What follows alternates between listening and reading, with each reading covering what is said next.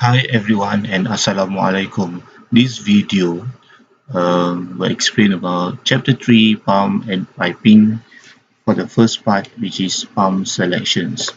So the later video will cover part 2 until part number 5. Okay, what is pump?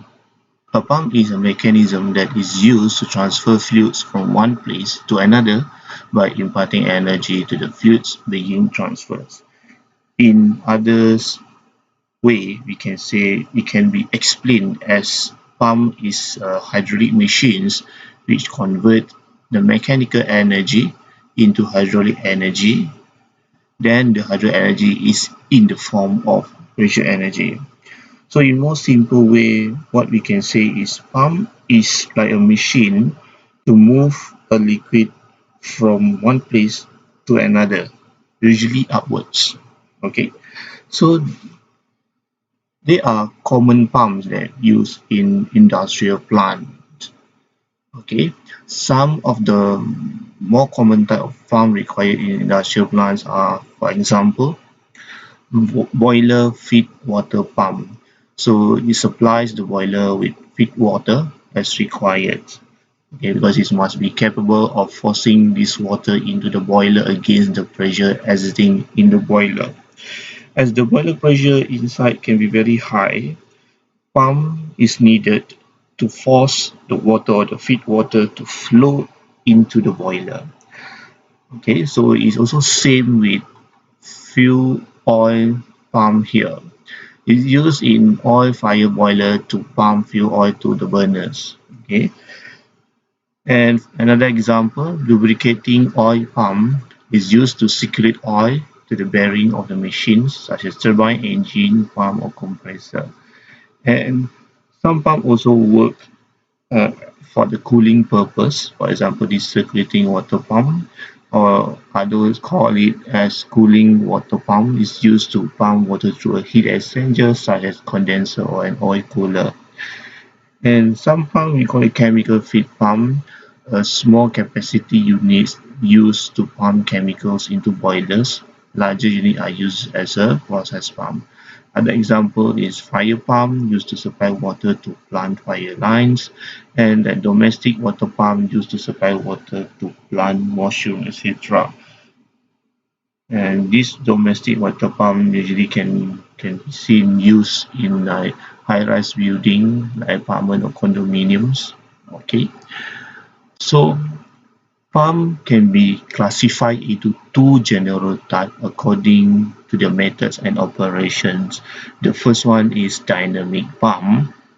Okay, it can be a centrifugal pumps. Okay, it's common use centrifugal pump. And another one is can be a vertical pump. Another type of pump is we call it as a positive displacement pump. It can be reciprocating pump or rotary pump. So what is the difference between these two type of pump? Positive displacement pump move fluids at same speed regardless of the pressure at the inlet end, and centrifugal pump will not. Okay, so means dynamic pump here, centrifugal pump here, dynamic pump, the flow rate is varies with a change in the pressure. But for positive displacement pump, the flow rate remains constant with a change in the pressure. That one is in terms of performance. Okay, so in terms of pressure range, dynamic pump usually used for low pressure applications and maximum like 18 to 20 bar, but for positive displacement pump usually work for very high pressure applications is up to 800 bar. Okay, that one is indoor pressure. When we compare in terms of efficiency, okay, the dynamics pump uh, at higher or at lower pressure, the efficiency can be decreased. So this one is depend on the pump curve. Okay, but the positive displacement pump, the efficiency will increase with increasing of pressure. Okay, so this some of the differences between these two type of pump. Okay, pump selections. Commonly used pump in the chemical process industry is single stage, horizontal overhang, or centrifugal pump. So most of the time is centrifugal pump. Okay, positive displacement pump usually used when a small rate of additive must be added to the process at very high heat required. Okay, so later we will go and see what is heat here. Okay, so pump selection is made on the flow rates. It is based pump selection made based on flow rates, heat required, corrosions means the fluids corrosions, okay, the corrosivity of how corrode these fluids, and then fluid condition. For example, here is a slurry.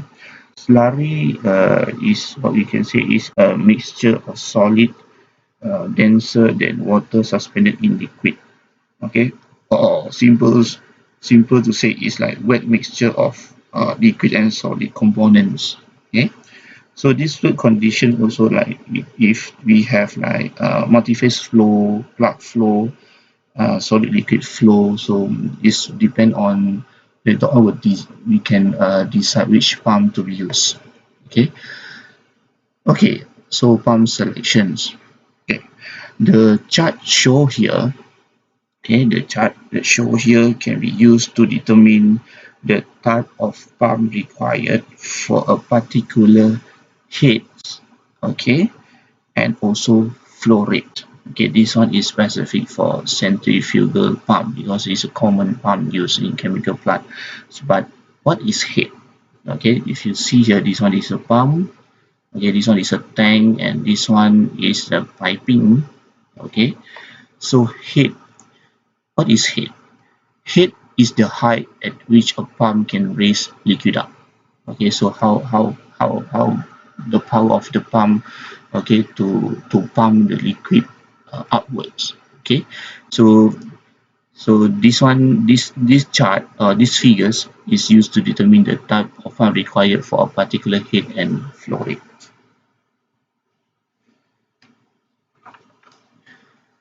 Then pump selection. Okay, these two equations. Okay, these equations to calculate this centrifugal pump. Okay, uh, based on the specific speed. Okay, so these equations, and then the impeller specific speed for a centrifugal pump usually between 400 and 20,000 depend on impeller type. So actually the impeller type will affect the flow behavior of the pump. Okay, pump selections cannot be separated from the design of the complete piping.